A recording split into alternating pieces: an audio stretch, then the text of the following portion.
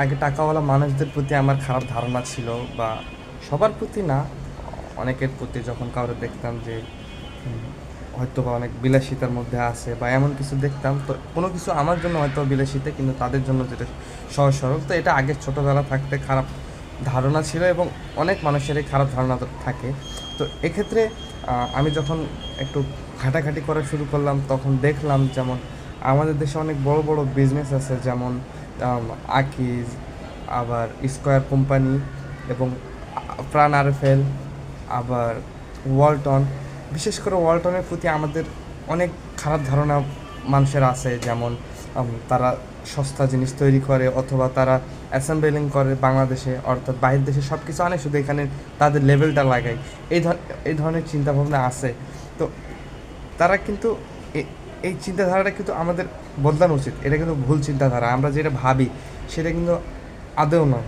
তো এখন যদি ভাবেন, একটা দেশ একটা দেশে আমাদের দেশে এখন গাড়ি তৈরি হচ্ছে, তো যখন তারা তৈরি করা শুরু করে কোনো কিছু, তারা কিন্তু শুধু তাদের জন্য ভাবে না, পুরো দেশের জন্য ভাবে। একটা কথা ভাবুন, তারা এত বড় রিস্ক নেয়, এটা কিন্তু বহুত বড় রিস্ক। যেমন গাড়ি তৈরি হচ্ছে, তো এই রিস্কটা যখন তারা নেয়, তারা কিন্তু শুধু তাদের জন্য না, তাদের আগের থেকে টাকা আছে। এমন না যে তারা একটা বিজনেস শুরু করলো, তাদের আগের কোনো বিজনেস নাই, তাদের আগের চলমান বিজনেস আছে, তারপরে এটাতে রিস্ক নাই। তারপর তারা দেখে যে দেশ থেকে এত এত কোটি টাকা বাইরের দেশে চলে যাচ্ছে, পুরো অ্যাসেম্বলিং যখন পুরো একদম রেডি টু ইউজ গাড়ি বাংলাদেশে আসে, অথবা রেডি টু ইউজ যেমন ল্যাপটপ বা এমন ধরনের জিনিসগুলো বাংলাদেশে আসে, তখন অনেক বড় পরিমাণে টাকা ওই দেশে চলে যায়। কিন্তু আমাদের দেশে যখন এগুলো তৈরি হয়, তো সেক্ষেত্রে দেখেন যে আমাদের এখানে যদি অ্যাসেম্বলি হয়, তাহলে অ্যাসেম্বলি কস্ট যেটা আছে সেটা আমাদের দেশের মানুষরা পাচ্ছে।